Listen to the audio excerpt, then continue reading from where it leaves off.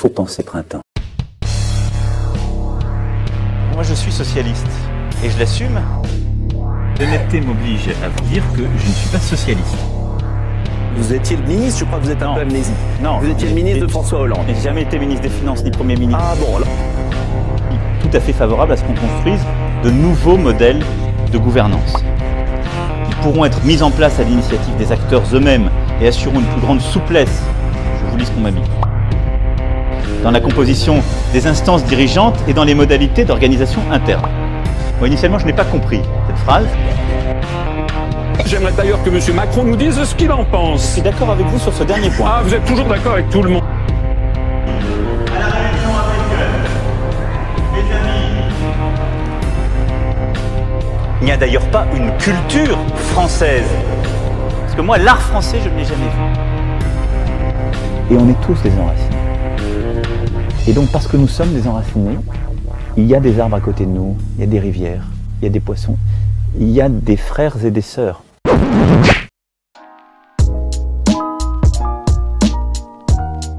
Je suis pas très campagne pour vous. Alors, je vais vous dire, si vous... Surtout, vous avez quelques propositions qui m'intéressent, à savoir comment dire, l'annulation des taxes d'habitation pour nous les pauvres. Là, c'est pour le bêtisier. Et encore, baisse des charges pour les patrons, qu'on puisse nous augmenter. Ah, c'est mort, là. Ah non. Ah non, moi, je m'en remettrai pas. Ah, non. Donc, à partir de là, vraiment, on doit vous voter. Alors, Je suis désolé, là je pense que... C'est une sorte de nouvelle vision, quoi. C'est quoi cette vision?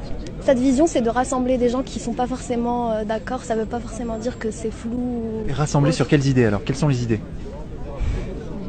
Quelles sont les idées, je dirais, de nous? Je sais pas, moi je réponds pas. Julien, quelles sont les idées d'Emmanuel Macron? Moi je réponds pas.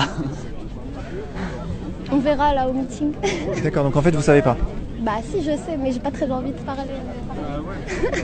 D'accord. Merci beaucoup. Merci. Bon meeting à vous. Merci. Je vais chercher les idées d'Emmanuel Macron. Cherchez-les bien. Vous allez les trouver rapidement, je pense. J'espère, j'ai un doute. Bonjour monsieur. Quelles sont les idées d'Emmanuel Macron? J'en sais rien. Vous savez pas? Non. Très bonne question.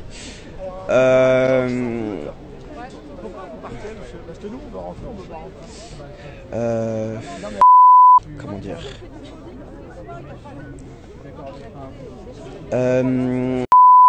Allez-y, allez-y. Les idées d'Emmanuel Macron. On est là? On est là? Non, pas moi. C'est à toi qu'on pose la question. Bah, elles sont bien. Très bonne question. Alors, question plus simple, pouvez-vous définir la mesure phare de votre programme? Bon bah, la mesure phare de votre programme. Juste une mesure. Un mot. Un bruit à la rigueur. J'étais hier dans le bassin minier. Vous pouvez l'applaudir.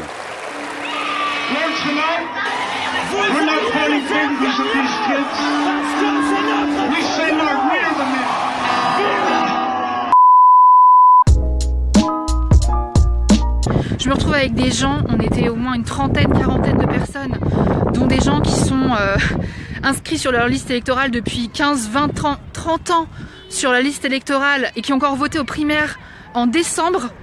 Et on est des centaines, voire des milliers. A priori, il y a 3800 personnes à Asnières qui ont été radiées. À mon bureau de vote, on m'a dit que j'étais radiée, que je pouvais pas voter ni ici ni ailleurs.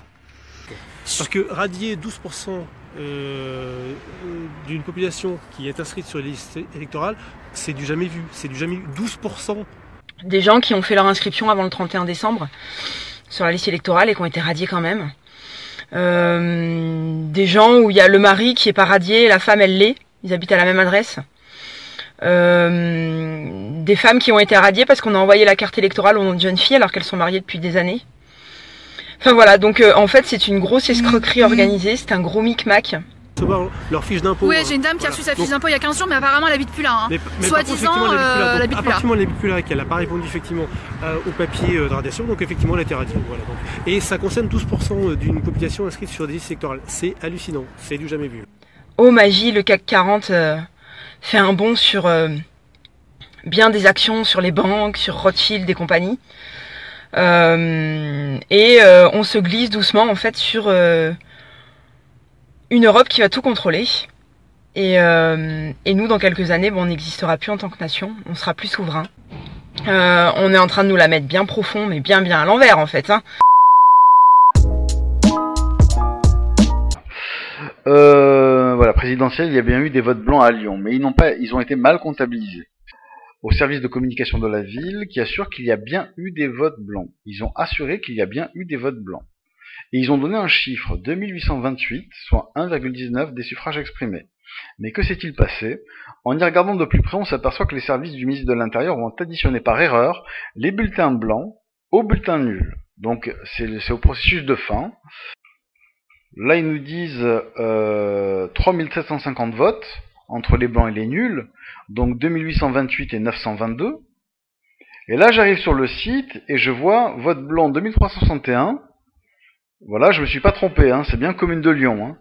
2361 et 1391. C'est-à-dire que ma problématique de base, sur le comptage des voix, reste entière. Et puis, je me suis dit, mais est-ce qu'il y a que ces chiffres-là qui ont changé? Et j'ai fait un tableau comparatif, quoi. Et dans tous les chiffres, sauf pour François Asselineau, on a exactement le même nombre de voix la veille qu'avant, 2138, mais on a des écarts qui peuvent être de 124 voix, comme pour François Fillon.